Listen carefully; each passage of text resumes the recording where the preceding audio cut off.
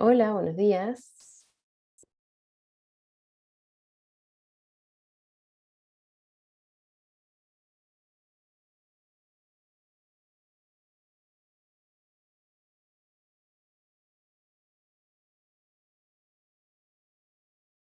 Vamos a esperar un par de minutos mientras la gente se va conectando para comenzar.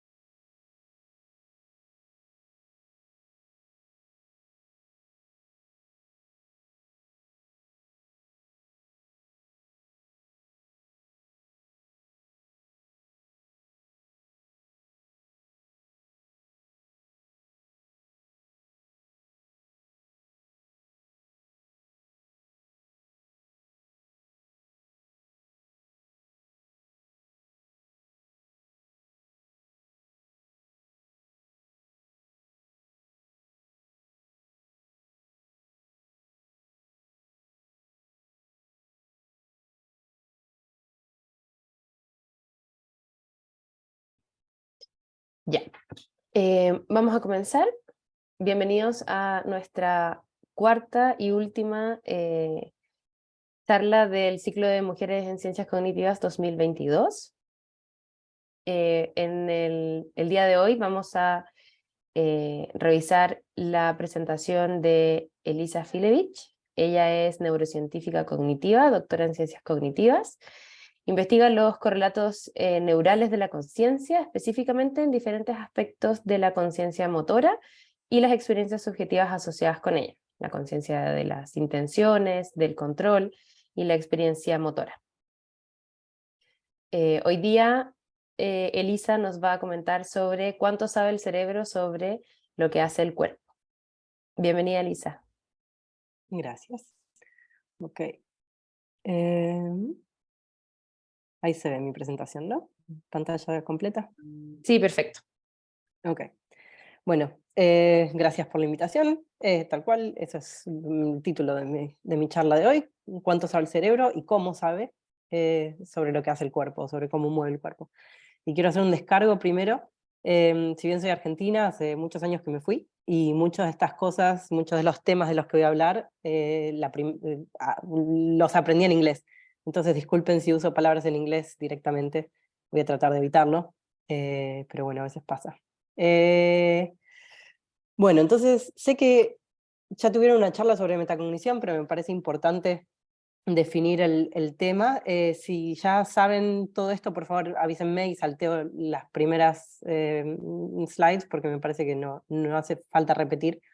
Pero básicamente, metacognición es un término general que se puede usar para muchos aspectos de los procesos cognitivos y que en general quiere decir saber cuánto sabemos. Básicamente, cualquier habilidad cognitiva o cualquier proceso cognitivo que es acerca de otro proceso cognitivo entra en el término general, en la definición general de metacognición. Y hay muchos ejemplos de estos que se pueden medir en el laboratorio o en la vida real de muchas maneras distintas. Ejemplos de metacognición son, por ejemplo, o sea, son ejemplos de preguntas que requieren metacognición para responderlas. Son, por ejemplo, decir, ¿vi bien esto? Si soy un referí o un árbitro de tenis, tengo que saber si de verdad, si estoy seguro de que, o segura de que la pelota le pegó en la línea o no, pegó afuera o no, para, antes de pedir el replay no sé cómo se llama Eagle Eye. También es importante tener metacognición cuando estoy estudiando, por ejemplo, para decidir si entendí un concepto y si lo voy a recordar el día del examen. Si tengo habilidad metacognitiva, si tengo una buena habilidad metacognitiva y puedo evaluar precisamente y correctamente si entendí algo y me lo voy a acordar para el examen, entonces puedo usar el tiempo para salir, jugar, estar al sol y no seguir estudiando. Pero estos son dos aspectos muy distintos de la vida en los que podemos usar la metacognición. Otro aspecto bastante distinto y de la manera en la que esto es en general puesto dentro de una tarea experimental es de la siguiente manera. Lo que usamos en general son estímulos visuales muy bien controlados, que si bien se alejan de la realidad, se alejan de una situación de educación o de un poco menos, de ver una pelota en una cancha de tenis, nos permiten controlar la situación y medir los diferentes procesos cognitivos independientemente. Lo que hacemos en general, disculpas, estoy muy enferma, es el medio del invierno acá. Lo que hacemos en general es mostrar un estímulo visual, en este caso un gabor, que está orientado un poquito alejado de la vertical.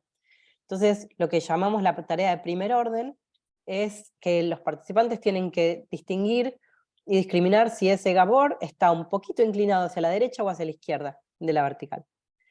Entonces, después, inmediatamente después de cada tarea de discriminación, en la tarea de segundo orden, nos dicen cuán seguros están de haber respondido correctamente acá.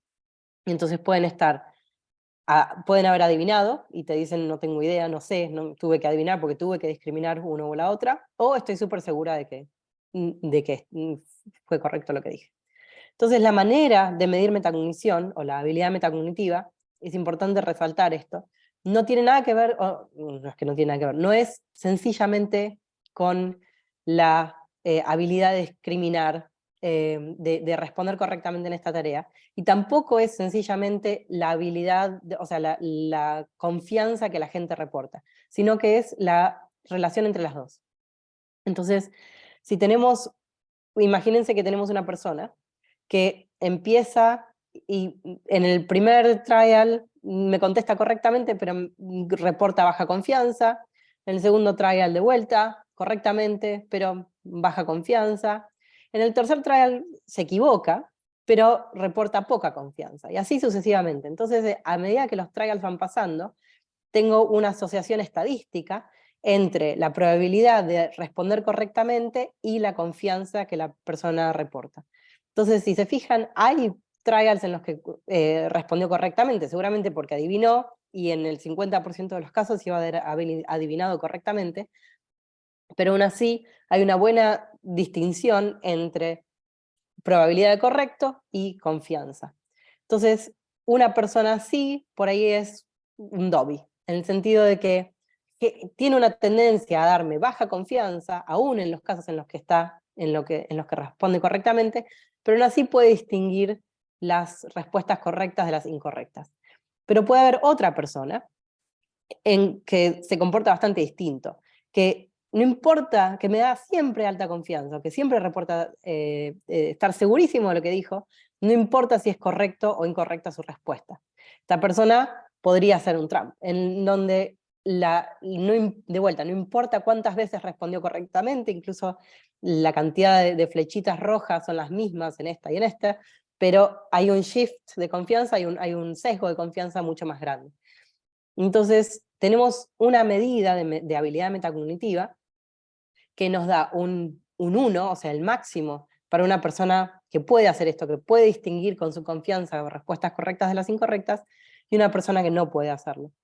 Y es importante enfatizar que esta medida de habilidad metacognitiva no tiene nada que ver con el sesgo en confianza. Yo puedo tener a alguien como Hermione, que tiene el mismo comportamiento, perdón, como animé esta slide, siempre me olvido, que tiene el mismo comportamiento que Dobby, pero simplemente tiene una tendencia a dar alta confianza, pero no importa, lo que queremos es ver si la confianza distingue entre respuestas correctas e incorrectas.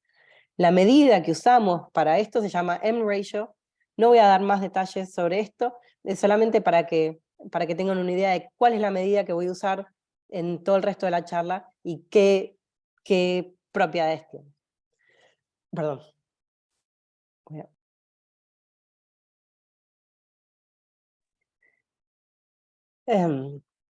El tema es que, si bien todas o la mayoría de las tareas cognitivas, metacognitivas, usan estímulos visuales, eso es simplemente porque es más fácil. la tarea más fácil para programar para una persona que está haciendo un experimento en neurociencia cognitiva es simplemente mostrar estímulos visuales en una pantalla, porque podemos controlar el contraste, el tiempo de presentación, la luminosidad, podemos controlar un montón de cosas.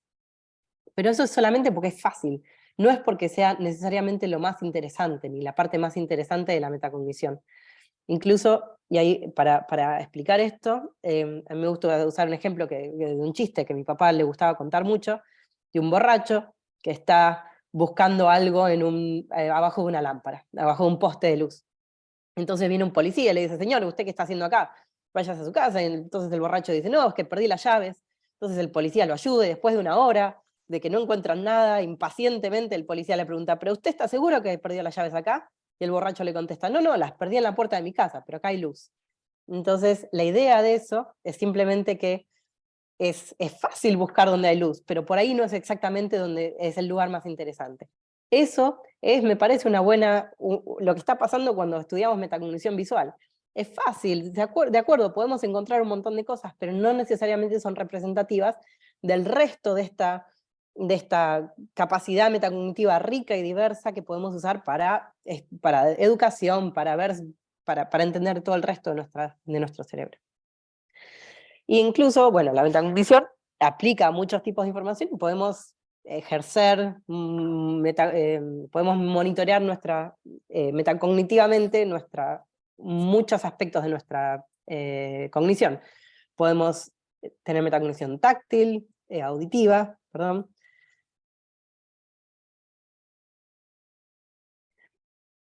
Podemos tener metacognición sobre nuestra memoria, también sobre el foco de nuestra atención. Estamos haciendo mind wandering o estamos concentrados en la tarea que tenemos que hacer. Y también podemos monitorear cómo nos movemos o cómo movemos el cuerpo. Y es importante estudiar todos estos aspectos de metacognición porque hay una pregunta muy básica que está muy en el centro del campo de investigación, y eso es si los mecanismos metacognitivos son, no tengo un buen término para traducir esto, domain general o domain specific. La idea es, hay un solo mecanismo en el cerebro que nos permite monitorear todas nuestras habilidades metacognitivas o todas nuestras funciones cognitivas, o más bien es domain specific, es decir, cada proceso cognitivo tiene su proceso metacognitivo simplemente construido, así, como parte integral del todo. Y hay muchos motivos por los cuales creo que es importante entender si la metacognición es esto, domain general o domain specific. Nosotros, para tratar de responder esta pregunta, nos concentramos en la metacognición motora, pero más en general es importante entender la organización en dominios por diferentes motivos.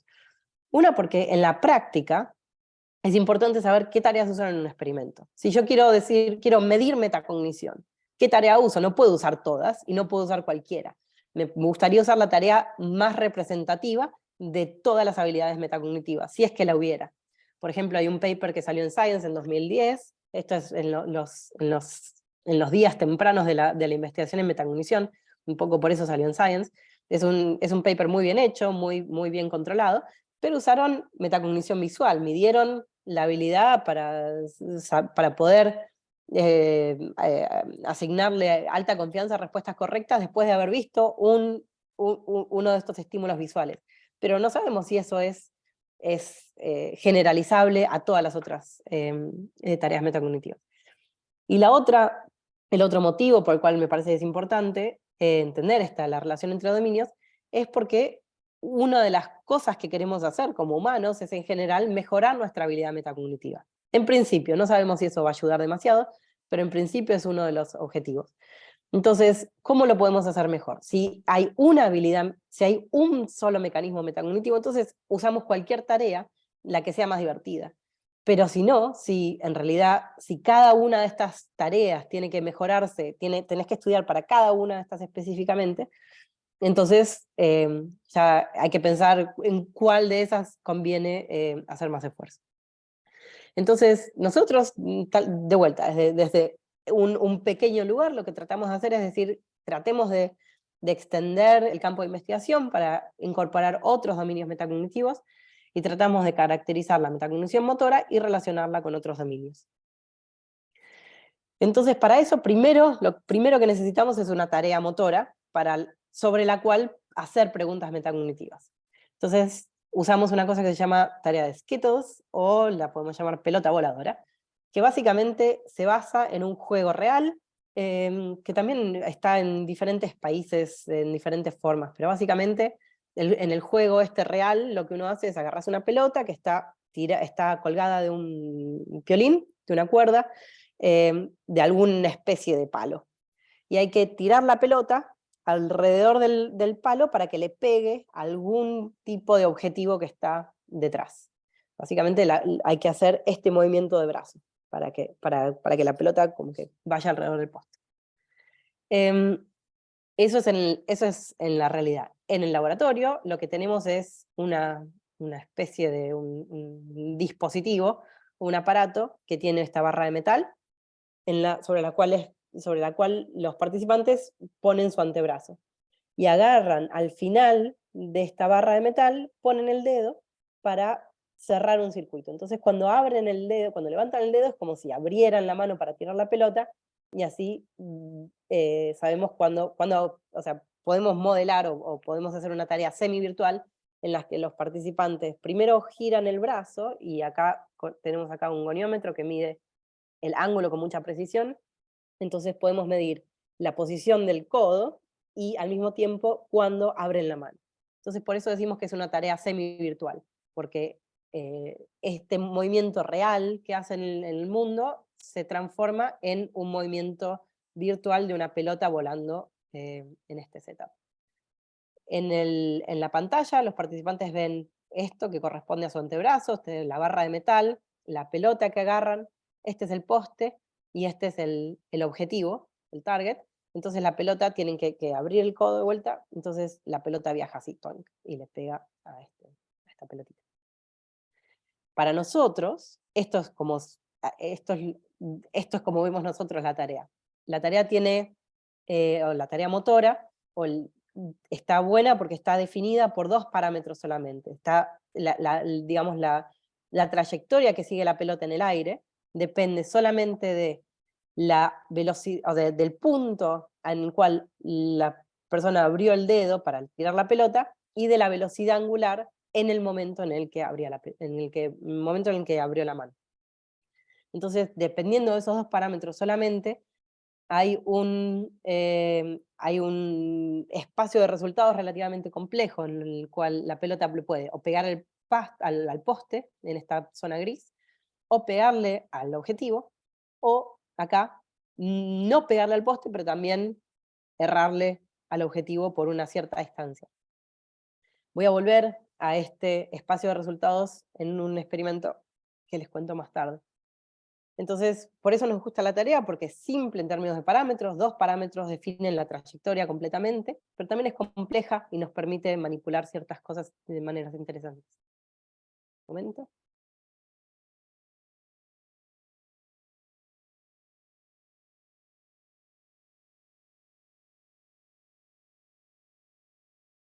Disculpe.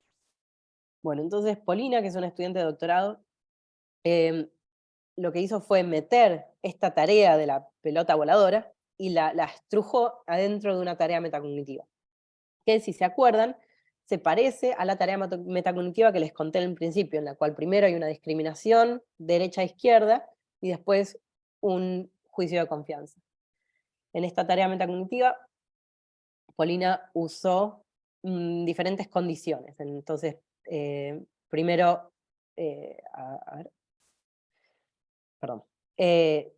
usó primero una condición visuomotora y una condición motora, en la cual, que diferían simplemente en si los sujetos veían la barra que correspondía a su brazo. En todos los casos, en cada uno de estos de 300 trials más o menos, tiraban la pelota, y en todos los casos veían la pelota volar, pero en un caso también veían la barra que se movía con su brazo, y en otro caso no lo veía. Y entonces, en todos los casos, después tenían que discriminar cuál de dos posibles orientaciones de la barra correspondía a la posición de su antebrazo en el momento en el que soltaron la pelota. Y después reportaban confianza, de 1 a 6. Entonces, Polino usó estas dos tareas, motora y visomotora, para hacer una pregunta general. Y la pregunta era si hay un principio general para agrupar dominios metacognitivos. Esto, para explicar esta pregunta, tengo que ir un poquito para atrás. Hay bastante investigación en diferentes tareas metacognitivas, y entonces una manera de ver si hay un mecanismo general o son todos mecanismos específicos suele ser mirar correlaciones. La idea es que si una persona que es buena en una tarea metacognitiva de memoria también es buena en una tarea metacognitiva visual, entonces seguramente o probablemente tengan el mismo mecanismo subyacente. Subyacente. En cambio, si una persona que es buena en la tarea visual no necesariamente es buena en la tarea de memoria, puede ser que sean mecanismos completamente independientes. Entonces, hay en un metaanálisis de Marion Rohr, que me parece que acaba de dar una charla acá, por ella les contó, ellos habían sugerido que, dado el patrón que veían de correlaciones en base a un metaanálisis, que es posible que haya dos grandes categorías de tareas metacognitivas. Unas que monitorean información que está generada internamente y otras que monitorean información que está generada externamente. Y el motivo para sugerir esta distinción muy general y muy a grosso modo es que las tareas perceptuales en general correlacionan unas con las otras, pero siempre vemos consistentemente que no hay correlaciones entre tareas perceptuales y tareas de memoria. Entonces, con Polina dijimos, bueno, si esta categorización es real, entonces podemos usar nuestra tarea de metacognición motora, que, que representa un punto medio entre algo que está generado completamente externo, perdón, que es este lado, completamente externo como la tarea perceptual, y completamente externo como la tarea de memoria. El motivo por el cual decimos que es interno, que está en el medio, es porque en una tarea motora aparecen dos factores, por lo menos. Uno puede monitorear en principio los comandos eferentes, o sea, cosas que están generadas puramente internamente. Mi cerebro decide cómo mueve mi cuerpo. Y también tenemos información aferente de nuestra percepción de propioceptiva. Entonces, si tenemos estas dos tareas, también la tarea motora debería depender más en información generada internamente, y la tarea visomotora debería depender en información generada más externamente, porque tenemos un componente visual. Básicamente dijimos, bueno, si esta categorización interno-externo es válida, tendríamos que ver cierto patrón de correlaciones, que lo dibujo acá muy esquemáticamente. Para ir rápidamente a los resultados sin entrar en demasiado detalle, eso no es lo que vemos. No vemos lo que esperamos, incluso vemos correlaciones negativas donde esperaríamos correlaciones positivas. Acá están los datos reales. Entonces, para concluir, muy simplemente, no podemos decir que esta categorización en metacognición interna o externa es una buena heurística para tratar de entender correlaciones entre dominios. Entonces, ok, bueno, no la podemos poner en un sistema tan fácil y tan bien organizado. ¿Cómo estudiamos la metacognición motora? Vamos a concentrarnos en el dominio motor y ver qué detalles tienen las tareas motoras y la metacognición motora que pueden ser interesantes para explorar, dado que no lo podemos estudiar básicamente con cualquier otra tarea.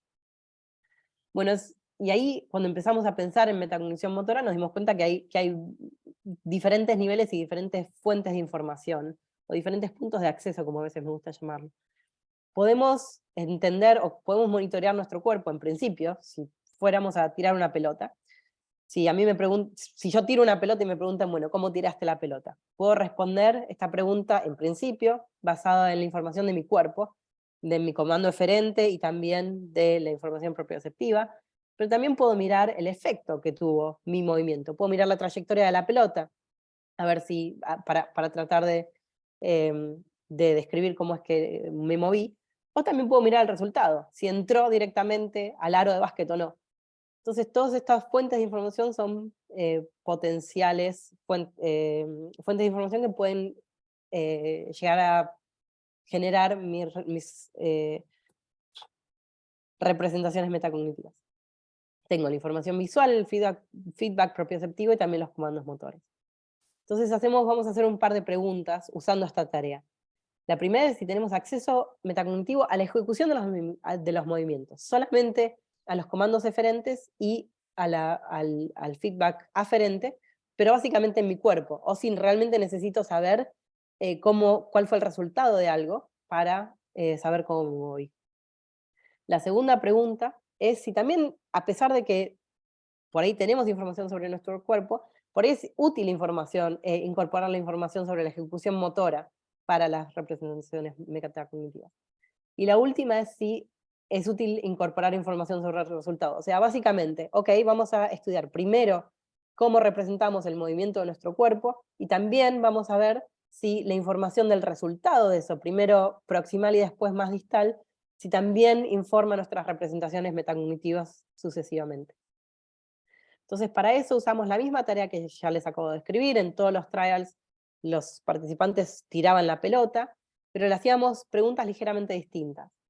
En la tarea de que voy a llamar de los ángulos, o una tarea sobre el conocimiento, sobre el más cercano al cuerpo, Polina también les pedía a los sujetos que discriminaran de vuelta como antes en cuál de las dos orientaciones correspondía al momento en el que tiraron la pelota. Pero también hubo una tarea de trayectorias en las que no preguntaba sobre, los participantes no tenían que discriminar cuál de estos dos ángulos correspondía al movimiento que hicieron o al punto en el que soltaron la pelota, sino cuál de estas dos trayectorias es la que la pelota siguió. Y cada una de estas dos tareas estaban cruzadas con 3 condiciones: visuomotora, visual y motora.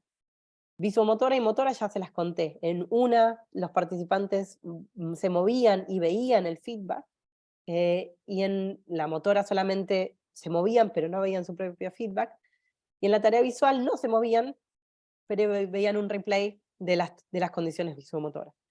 Y después de cada trial siempre juzgaban confianza entre 1 y 6.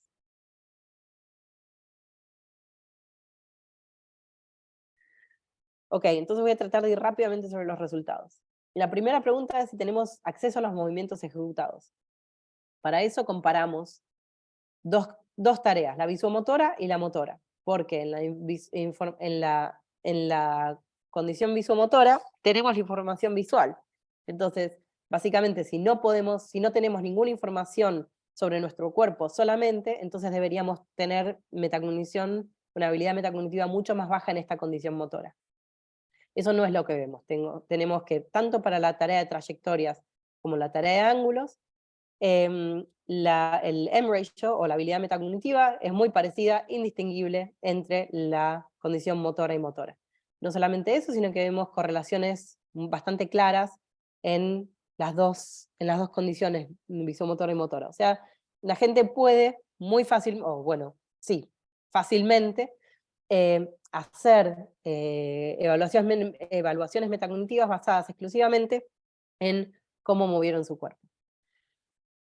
Ok, está bien. Entonces, pero sirve la información sobre la ejecución motora. O sea, está bien, tenemos una buena representación sobre cómo movimos nuestro cuerpo, pero ¿hay información adicional que nos sirve?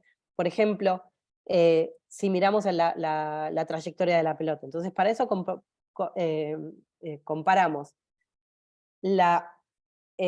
dos condiciones, visuomotora y visual. En la información visual, en la condición visual, la gente no se movió. Y en la condición visuomotora, no solamente ven algo en la pantalla, sino que también se movieron. La idea de esto es decir, ok, si...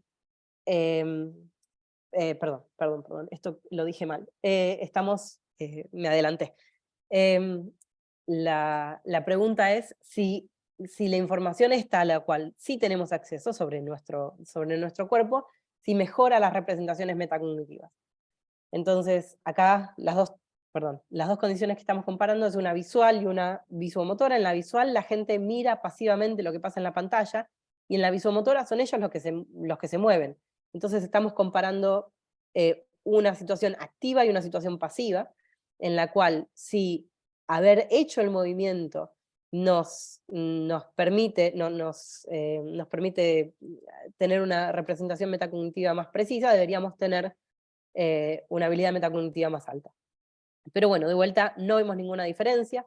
O sea, si bien tenemos acceso a cómo movemos nuestro cuerpo, esto no mejora ya la habilidad que tenemos de describirlo basado en cuál fue el resultado basado en información visual. Y también vemos acá correlaciones bastante claras entre las dos tareas. Pero más allá de eso, hicimos una comparación que vino gratis básicamente, que no teníamos pensado hacer. Y eso es correlaciones entre tareas. Tenemos estas dos tareas, entre ángulos y trayectorias. Y en cada una de estas dos tareas tenemos tres condiciones: visual, motora y visuomotora. Las tareas son muy parecidas. En todos los casos, los participantes tiraban la pelota, veían lo mismo, o básicamente lo mismo, pero en un caso tenían que distinguir cuál de dos trayectorias correspondía al movimiento que hicieron, y en otro, cuál de dos ángulos correspondía al movimiento que hicieron. Eran realmente tareas parecidas. Y ahí, a diferencia de lo que veníamos viendo antes, no vemos estas correlaciones. Incluso, para nuestra sorpresa, vemos que no hay en ningún caso correlaciones significativas. Entonces, esto la verdad es que nos sorprendió, no esperábamos verlo, porque hay correlaciones muy claras entre tareas auditivas, táctiles, o visuales y auditivas, o dos tareas de memoria, y aún así, cuando usamos dos tareas motoras muy parecidas con la misma clase de movimiento, preguntando sobre aspectos ligeramente distintos del mismo movimiento, ahí las correlaciones se rompen completamente. Y quiero enfatizar que no es que nuestros datos eran ruidosos, porque en todos los casos anteriores sí veíamos correlaciones entre condiciones cuando la información era distinta. Entonces, nuestra conclusión de esto es que la habilidad metacognitiva no se puede generalizar entre dos tareas motoras, aun si son parecidas. Esto tiene implicancias relativamente grandes, me parece, para toda la pregunta de domain generality o domain specificity. Si ni siquiera podemos generalizar entre dos tareas motoras parecidas, no tiene mucho sentido pensar en dominios generales.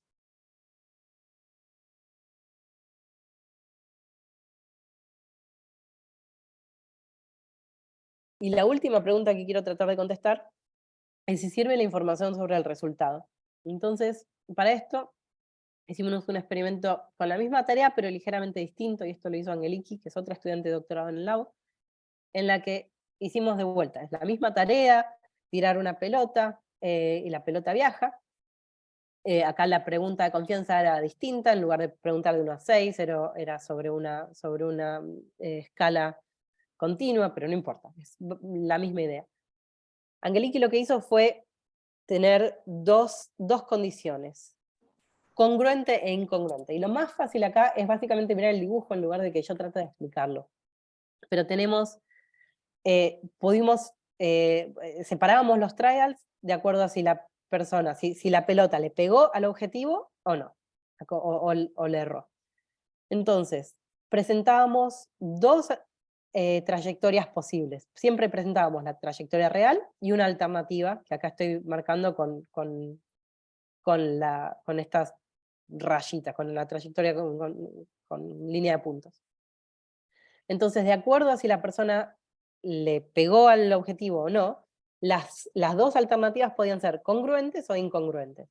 Si le pegó, entonces si las dos alternativas también le pegaban a la trayectoria, entonces le llamamos congruentes. Y si le erró, y las dos trayectorias también le erraban, también son congruentes. Y la reversa, ¿no? O sea, sí, también podemos ser incongruentes. En un caso en el que la persona le pegó a la pelota, podíamos mostrar una trayectoria que le erraba, y al revés. Esto un color coding con este amarillo y rosa, al cual voy a volver. Pero lo importante, y ahora volviendo a este espacio de resultados que les mostré al principio, es que podíamos controlar la dificultad de la tarea independientemente de la condición. imagínense que en esta combinación de parámetros de ángulo en el que la persona soltó la pelota y la velocidad a la que la soltó, llevó a justo este puntito en el cual le erró al objetivo por una cierta distancia. Entonces puedo elegir en cada trial si elijo otra combinación de parámetros en el cual la trayectoria alternativa también le erra, o si elijo una combinación de parámetros en la que la trayectoria alternativa le pega al objetivo. Entonces, la distancia entre estas dos es la misma. La dificultad aparente o la dificultad nominal, llamémosla así, entre estas dos tareas debería ser la misma, porque la distancia entre las dos trayectorias es la misma. ¿Sí? Pero, por otro lado, tienen una diferencia cualitativa, que es que en un caso hay una diferencia en el outcome o en el resultado final, y acá no hay una diferencia entre estas dos. No sé si eso quedó claro. Entonces, para entender si sirve la información en un resultado, podemos comparar estas dos, la habilidad metacognitiva o el M-ratio, cuando las personas discriminan entre estas dos clases de trials y entre estas dos clases, o sea, entre estas dos clases de alternativas y estas dos clases de alternativas. Entonces comparamos condiciones congruentes con incongruentes. Vemos que D' o la habilidad para distinguir las dos trayectorias es más alta en los trials incongruentes, lo cual simplemente indica que esta información sobre el resultado fue procesada, ayudaba a mejorar la discriminación. Sin embargo, cuando miramos a M-ratio, o acá indicado como meta D' dividido por D', ahí no vemos diferencias. No parece haber una ventaja a nivel metacognitivo entre estas dos tareas. Después de eso, después de esto dicho en general, por otro lado, cuando separamos los trials de acuerdo a si la pelota le había pegado al objetivo o le erró, y acá quiero ser cautelosa porque el número de trials era relativamente bajo, entonces tuvimos que usar un sampling bayesiano, otra manera de estimar M-ratio, que depende que en principio nos permite estimarlo con un número relativamente bajo de trials, pero bueno, los datos pueden ser ruidosos igual. Lo que vemos es que la representación metacognitiva parece ser mejor solamente cuando las personas, cuando en los trials en los que la gente le pegó a la pelota, pero la trayectoria alternativa le erró. Básicamente, la idea o la manera en la que interpretamos esto es que cuando yo tiré una pelota y sé que le pegué, eso mejora mi representación motora, porque mi representación motora no solamente depende de la información eferente, de la información proprioceptiva, también está formada, o a eso también contribuyen mis intenciones. Por otro lado, cuando le erro a la pelota, pienso que le pegué. O bueno, mi representación motora es un poco más ruidosa porque incorporo también la información de mis intenciones. Entonces, a veces estoy menos segura de mi decisión porque pienso que la trayectoria correcta es la que le pega a la pelota aunque yo no le haya pegado. Simplemente porque eso está alineado con mis intenciones. Entonces, por eso decimos más o menos. No hay una ventaja metacognitiva en general, en todos los trials agrupados, pero sí la hay cuando miramos solamente a los trials que están alineados con las intenciones. Bueno, entonces, para terminar, sé que fui relativamente rápido y dar una charla en castellano cuando estoy acostumbrada a hacerlo en inglés. No sé cuán claro fue, pero para resumir, voy a invertir un poquito el orden de los resultados. Les mostré que tenemos acceso metacognitivo a la información motora. Simplemente, sabemos cómo movimos nuestro cuerpo, en cuanto a detalles relativamente menores, no solamente basados en los resultados basados en si una pelota le pegó al objetivo o incluso cómo se movió la pelota, sino realmente de nuestro cuerpo. También, y estos son resultados que tomamos con cautela, pensamos que las representaciones metacognitivas pueden ser mejores para movimientos correctos o para movimientos en los cuales cumplimos nuestras intenciones, pero cuando nos movemos de una manera que no queríamos, por ahí nuestras representaciones empiezan a estar contaminadas por nuestras intenciones y pensamos que hicimos una cosa cuando en realidad hicimos otra. Más en general, mirando con un resultado que tiene un poco más de implicaciones, no solamente para pensar en metacognición motora y conciencia motora, sino más en el campo de metacognición en general, no encontramos correlaciones entre tareas relacionadas. O sea, no vemos una clara evidencia clara para domain generality, y más aún cuando tratamos de ver si había algún eje de organización que sirviera como principio general, como una heurística para tratar de predecir si dos tareas pueden estar relacionadas o no, la única hipótesis que existe en el campo, que es esta distinción entre metacognición interna o externa, no parecía explicar nuestros resultados. Bueno, y con eso termino. Agradezco a mi grupo, a mis funders y también a todo el mundo acá por escuchar. Muchas gracias, Elisa. Muy buena presentación. En castellano te salió perfecto, no te preocupes. Gabriel. Sí, yo tengo una pregunta, gracias Elisa, súper bien la presentación. De hecho, el equipo estudia metacognición, así que en el fondo creo que no tuvimos ningún problema con los conceptos. Bien, yo tengo una primera pregunta, en realidad son dos. Lo primero, una pregunta más chiquitita y una pregunta más general. La chiquitita tiene que ver con... ¿me escuchan bien, cierto? ¿Sí? Perdón, ¿te puedo interrumpir? Sí, dale. No comparto más la pantalla, ¿está bien? No, déjala ¿sí? Okay. Para preguntarte algo. Eso que dice, con cautela pensamos que las representaciones metacognitivas pueden ser mejores para un movimiento correcto. ¿Revisaron en los resultados si hay algún bias en confidence, en el fondo en los puntajes de confianza para los movimientos correctos? Porque uno podría pensar que sí, confío más, y en ese sentido la proporción de ensayos correctos son mayores en ese pool, y por tanto las chances de tener mejor puntaje metacognitivo. Sí, a ver si te puedo contestar. Hay un bias de confianza.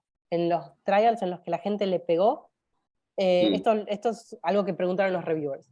En los trials en los que la gente le pegó a la pelota, dan mayor confianza, y también en los trials en los que creo, eligen la trayectoria que le pegó, aun si es incorrecta. Pero también esto lo miramos haciendo un linear mix o una regresión múltiple, porque también la confianza depende de si fue correcta o incorrecta la respuesta. O sea, me parece que sí, hay una contribución, pero no es suficiente para explicar los resultados. Ok. Y la segunda pregunta, que me encantó ese resultado que tuviste, que si bien encuentras correlaciones en metacognición, corrígeme tú, motora y visomotora, luego, entre dos tareas motoras no correlacionan. Eso es wow. O sea, me acuerdo, por ejemplo, hace 10 años, muchos años en esto, pero un paper de Song, el 2011, sí. En Consciousness and Cognition, que tenía dos tareas visuales y correlacionaban perfecto. ¿Tú te acuerdas de ese artículo? Y que tú muestres que en el mundo motor no correlacionan dos motoras, wow. Sí. ¿Cómo lo ves en el fondo? ¿Cómo puede ocurrir eso? O sea, me sorprendió mucho. Por ahí hay una cosa importante que yo dije que son tareas muy parecidas y de alguna manera lo son, pero también son bastante distintas. En un caso estás preguntando sobre algo que es muy instantáneo en el tiempo, realmente el instante en el que soltaste la pelota, y en otro caso estás preguntando algo sobre lo cual podés juntar información de una trayectoria más larga. Entonces, uno de los posibles explicaciones, creo que es una de las cosas que escribimos en el paper, es que en un caso realmente depende de tu habilidad para tener sustained attention, atención sostenida en el tiempo, y no perderte ese instante, versus casos en los que no. No sé, por otro lado, hay una cosa que es que ahora estamos mirando la relación inversa, básicamente. Estamos trazando los perfiles de movimiento, cómo se movió la gente en cada trial, de acuerdo a cuál era la tarea metacognitiva que tenían que hacer. Y lo que vemos es que en los casos en los que tenían que monitorear el ángulo, se movían más despacito. Entonces, es posible que haya, lo que estamos tratando de decir, es que hay control metacognitivo aplicado acá. No es solamente metacognitive monitoring, sino metacognitive control, esta distinción entre los dos niveles. Entonces es posible que haya gente que controla mejor su comportamiento de acuerdo a las demandas de la tarea metacognitiva que otras. No sé, esa es por ahí una de las explicaciones, que en la tarea motora podés controlar tu movimiento porque vos sos el que genera tus estímulos. Sí, seguro. Esa distinción es súper interesante, dado que en el fondo está en la literatura, en el origen de la literatura, control y monitoreo, y en el fondo hay un solo monitoreo, está operacionalizado, en el fondo experimentalmente solo el monitoreo. Entonces, ¿cómo medimos el control? Qué genial. Claro. Sí, pero tal cual. A mí también me gusta ese resultado, es una de las cosas claras que vemos en los datos. Sofi, vamos a las preguntas.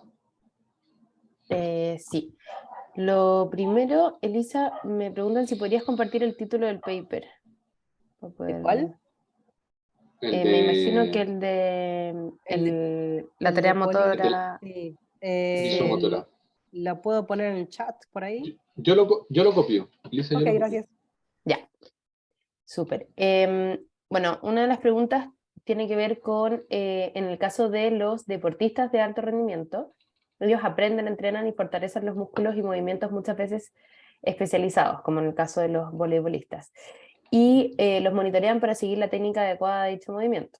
En este caso, ¿la metacognición sería por las diferencias individuales propias del individuo o sería por el entrenamiento constante que han recibido? Súper pregunta. La verdad es que no lo sé. Primero, no sé si hay... o sea, la relación entre habilidad metacognitiva y expertise motora no está clara. No es necesariamente cierto que si sos muy bueno en monitorear y en tener buena conciencia de cómo te moviste, sos necesariamente mejor moviéndote. Eso por un lado. Por ejemplo, por supuesto uno piensa en deportistas y sí, probablemente durante el entrenamiento esto juega un rol. Pero si pensás en músicos, los músicos por ahí puede ser detrimental incluso. Pensar muy conscientemente en cómo mueven los dedos, en realidad les conviene pensar en la música. Y esto también está demostrado, la idea de que si uno toca la guitarra, tanto la ejecución musical como la ejecución emocional o la musicalidad mejoran cuando la instrucción es concentrarse en la música, no en cómo uno mueve el cuerpo. Entonces, no está claro que las dos cosas, cuál es la interacción entre esas dos cosas. Por otro lado, es una de las suposiciones en la literatura. Mucha gente dice, claro, los expertos y los atletas tienen buena habilidad metacognitiva. No lo sé, no está medido. Así que no sé si esto contesta la pregunta, simplemente quiero decir es complejo y no sé exactamente cuál es la relación. Y estaba pensando como aparte en pacientes con, como lo contrario en el fondo, pacientes con dificultades de movimiento, ya sea por alguna lesión específica, pacientes con dolor crónico, etc. ¿Pasa lo mismo? Lo mismo decís que pueden, que tienen... En el fondo que, no de, que su dificultad de movimiento o muchas veces de control motor no está necesariamente relacionado con la habilidad metacognitiva. No sé, es una hipótesis que si entendí lo que decís, es una hipótesis tentadora, pero no parece ser cierta, aunque por ahí es simplemente que no tenemos los métodos adecuados. Hay dos clases de pacientes que conozco en los que se midió metacognición motora. Una es functional movement disorders. Estos, ¿cómo se dice en castellano? Cuando no hay un síntoma fisiológico, pero es un desorden funcional. Sí. De hecho, Andrea está preguntando sobre problemas con niños con problemas de coordinación. Bueno, eso no lo sé, la verdad es que no, ni idea. Pero bueno, en estos pacientes en los que no hay una causa fisiológica identificable, pero pero los pacientes se quejan de molestia o de no poder moverse bien, o no se mueven bien, pero por otro lado no hay ninguna cosa en el cerebro o en el cuerpo que lo explique. No parece haber peor metacognición, no muy claramente por lo menos.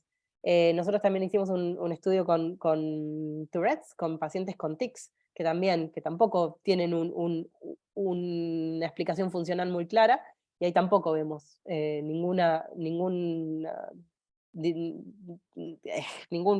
problema metacognitivo. Entonces, no sé, con los chicos con problemas de coordinación, la verdad es que no tengo idea. Perfecto.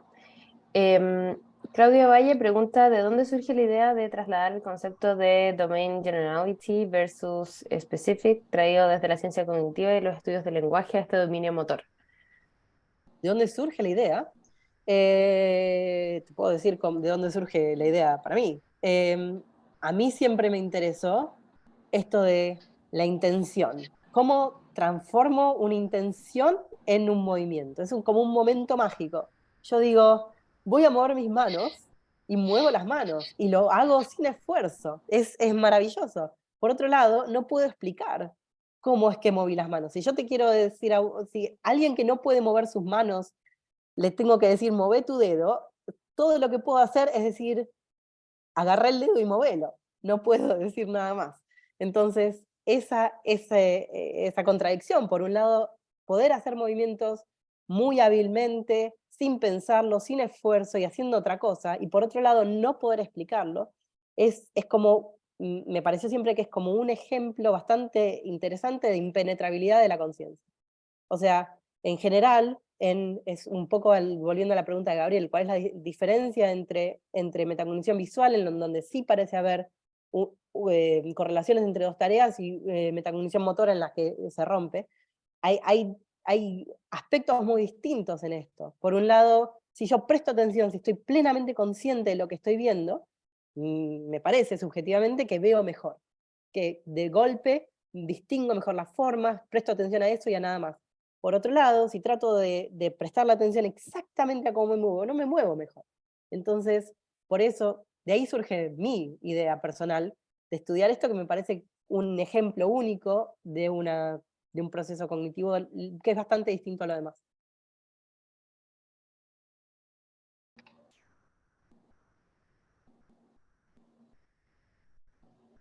Super. ¿Gabriel?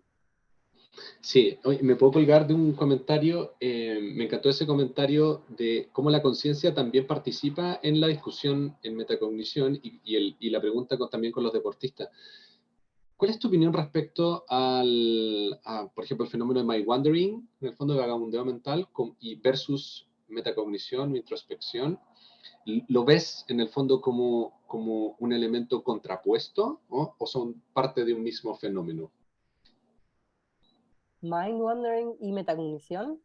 ¿Por qué te lo pregunto? Porque en el fondo, si tú piensas en relación a lo que comentabas de los deportistas, si en el fondo los sujetos viven, en el fondo, o operan, piensa en un futbolista que ahora está en el mundial, un tipo jugando al fútbol, en el fondo, si se detiene a pensar cómo le va a pegar a la pelota, en un acto atencional sobre la coordinación de su acto motor, vamos a llamar metacognición motora, probablemente se la quiten. ¿Te fijáis? Pasa un tipo y se la quita. Probablemente lo que ocurre es que el sujeto, al igual que el músico, simplemente fluye en un acto no atencional, en el fondo, y no tiene un pensamiento dirigido a una representación mental propiamente tal. Pero eso es una intuición, en el fondo, no lo sé. Está esta idea conversamos antes de esta reunión con Sofía en su tesis Mind Wandering, respecto a lo complejo que es definir Mind Wandering. Y yo, que en el fondo estudié desde siempre de metacognición, me parece que pudiese ser en el fondo la otra cara de la moneda, en el fondo. No sé qué te parece a ti.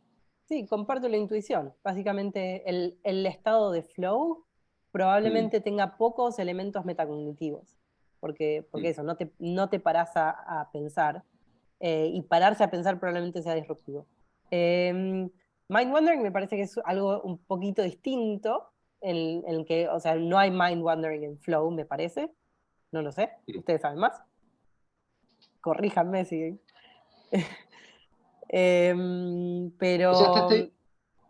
disculpa, está esta idea en el fondo que viene de, bueno, también otra presentadora también en este ciclo comentaba que una de las ideas de Maiwand, una de las definiciones sería como pensamiento espontáneo, ¿ok? Esta idea muy antigua de William James, en el fondo de que hay movimientos atencionales que son transitivos y los sujetos no tienen conciencia en estos movimientos atencionales transitivos. Esa es como la idea. Entonces, bajo ese concepto, es súper interesante cómo cuando en el acto motor está implicado la atención sobre el movimiento, se parece más a metacognición, porque en el fondo el sujeto está evaluando atencionalmente su acto motor, conscientemente. Versus cuando el movimiento es más un acto transitivo atencional y no tiene una finalidad en sí mismo, donde ahí en ese caso se parece a My Wandering.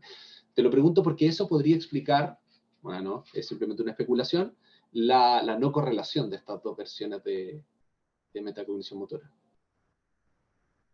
Sí, puede ser. La verdad, no tengo demasiado que agregar. Creo que comparto tu intuición. Pero... Mm. Sophie.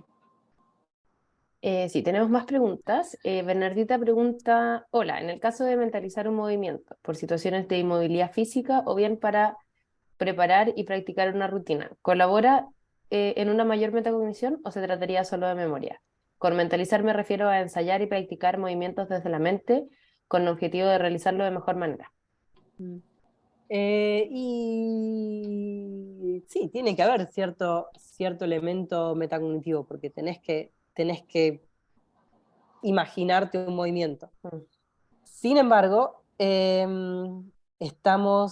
o sea, nosotros hicimos un experimento en metacognición de la imaginabilidad motora, en la que básicamente explo- es- explotamos esta idea de que uno puede imaginar un movimiento y después ver, ver efectos en el mundo real de haber imaginado ese movimiento.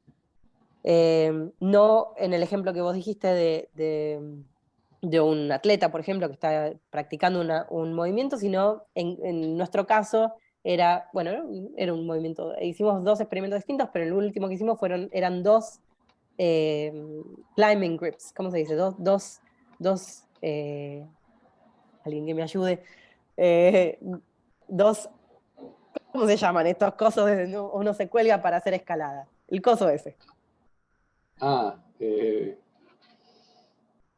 sí, escaladores, sí, no sé cómo se llaman. La manija de la cual uno se cuelga, eso. Sí, no tengo idea. Eh, entonces, Ganchos. eso, un gancho. Ahí está.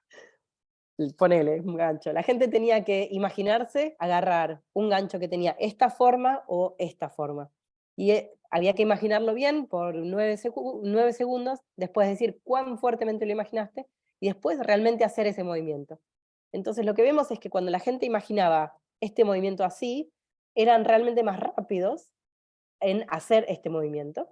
Y la inversa también, si imaginaban este movimiento de costado, también eran más rápidos en hacer el otro movimiento. Significa que realmente imaginaban el movimiento que habían hecho, o bueno, sugiere que lo imaginaban, probablemente haya otros aspectos que confunden. Por otro lado, no podían decir cuán fuertemente habían imaginado eso, o no vemos evidencia de que lo puedan hacer. Si les preguntábamos también, les preguntamos no solamente que imaginen una cosa, sino cuán fuertemente lo imaginaron, o cuán vívido lo habían imaginado, vemos que este efecto de priming no está modulado por estos reportes de vividness, o sea, de la vividez, de la claridad con la que lo vieron, o con la que lo imaginaron. Sí. Y esto es distinto que experimentos en los que habían hecho una cosa muy similar, pero en visión. Entonces, quiero decir con esto, solamente para contar que se pueden hacer experimentos, haciendo esta pregunta, creo que tiene que haber un elemento metacognitivo en imaginar algo, porque estás controlando tu propio cerebro, básicamente, Mm. entonces eso es por definición metacognición, pero por otro lado, parece ser más ruidoso que en otros casos, entonces no sé si hay cierto nivel de automatismo en eso, por ahí uno te dicen imagínate algo y tratas de imaginarlo y tu control es bastante pobre, pero tu cuerpo sabe qué hacer. Ok, Sofía, ¿hago la última con Francisca? ¿Sí? Sí, la última, porque ya estamos justos. Ok, tenemos las últimas dos preguntas. Lo primero es súper corto. ¿Tú conoces estudios ya en el campo de la metacognición y movimientos, en el fondo, si hay metacognición del movimiento durante las emociones, movimiento facial me refiero?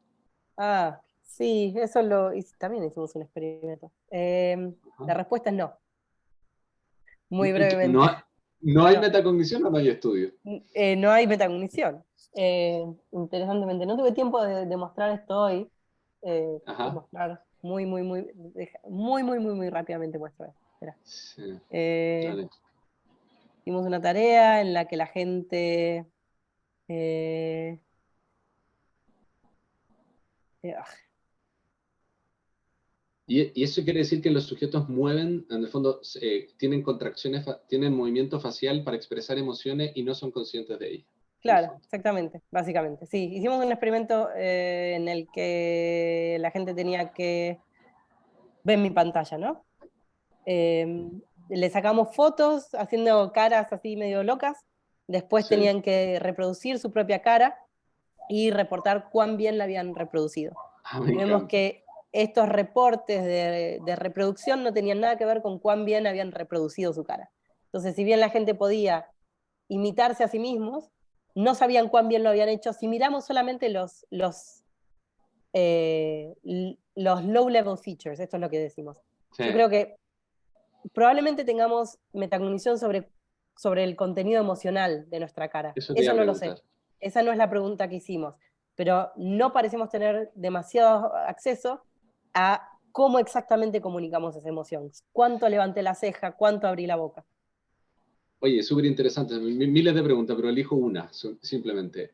Si hace un gradiente entre personas que en el fondo tienen de menos a más metacognición de rostro, de movimientos de rostro durante una expresión facial, ese gradiente correlaciona también con la metacognición del contenido emocional. No sé si me No sé, explico. sí, entiendo. Porque en el fondo ahí tú podrías decir, ahí hay una correlación que Mm. proviene, son dos fenómenos psicológicos de una misma representación mental que es el sentimiento y la expresión motora del sentimiento. Sí, no sé sobre el contenido emocional. Hicimos la correlación con una escala de alexitimia, que es la Mm. inhabilidad de reconocer las propias emociones. Pero es un cuestionario, qué sé yo. No, Ya. no es una respuesta definitiva, pero ahí no vimos ninguna correlación. O sea, básicamente lo que vemos es que ninguna persona puede hacerlo, esto. O no sé si Ninguna. Así. claro, casi ninguna persona. Son todos, en general, son muchos, no tengo acá el resultado. En muchos casos nos daba lo que hicimos fue mirar la distancia entre las diferencias entre el reporte y la diferencia entre la distancia entre dos caras, y en casi Ah, todos los casos era una relación chata, y en algunos casos era un poquito negativa, pero no es que alguna gente era buena y otra no. voy a estudiar ese artículo, está en Cognition. Ujú. Genial. Voy a buscar. Oye, la última pregunta de Francisca Torralba dice, ¿existen estudios de metacognición y dolor crónico, por ejemplo, fibromialgia? No que yo sepa, no sé cuál es la hipótesis ahí. Le voy a preguntar por interno. Ok, O sea, lo que Sofi, pasa ¿tú es que tienes más preguntas de tu? Sí, dale. no, o sea, es que hay algunas características como de pacientes con dolor crónico respecto a movimientos, son hipervigilantes respecto a las áreas, pero son hipervigilantes como respecto a las áreas del dolor. Entonces, en el fondo tendría que tener como estudios que los hicieran mover o tuvieran que ver con movimientos del área del dolor. Em, de hecho, hay fobias asociadas al dolor como la quinosofobia, que son más que existen más en pacientes con dolor crónico, etcétera. Pero la Ok. fibromialgia es un dolor crónico bastante particular porque cede al movimiento, entonces Mm. Pero ahí sería por interesante igual. ¿por qué podría ser relacionado? Porque por el exceso de monitoreo durante un periodo Claro, largo en de el fondo yo tiempo. estoy, yo estoy monitoreando constantemente el movimiento de, si yo tengo un dolor crónico en una mano, voy a estar hipervigilante a la señal de dolor, entonces voy a estar probablemente mucho más consciente de cómo muevo la mano, pero no sé si eso se vaya a traducir o no en una mejor metacognición motora, puede que no. Se me recuerda a los artículos de Marion Rouault cuando los pacientes que eran hipervigilantes en rumiación depresiva presentaban más metacognición que el grupo control. Mm. Tal cual. Por eso, Ah, este es un ejemplo de metacognición que, bueno, no se sabe la causa, ¿no? La direccionalidad, pero en donde tener más habilidad metacognitiva mejor no es necesariamente mejor en tu vida. Ah, seguro. Es como una No, lupa, ya, una amplificación de estado claro, interno, pero no tal necesariamente cual. mejor. ¿Mm? Genial presentación, me encantó. Muchas gracias, Elisa. Gracias por la Gracias, invitación. Elisa, te pasaste. ¿Mm? Muchas gracias. Gracias. Nos vemos. Bueno, nos vemos, que estén muy bien. Muchas gracias a los que se quedaron un poco más del tiempo, unos 5 minutos. Así que muchas gracias. Con esto finalizamos el ciclo de Mujeres en Ciencias Cognitivas. Así que nos vemos ya el próximo año. Que estén muy bien. Gracias a todos. Chao.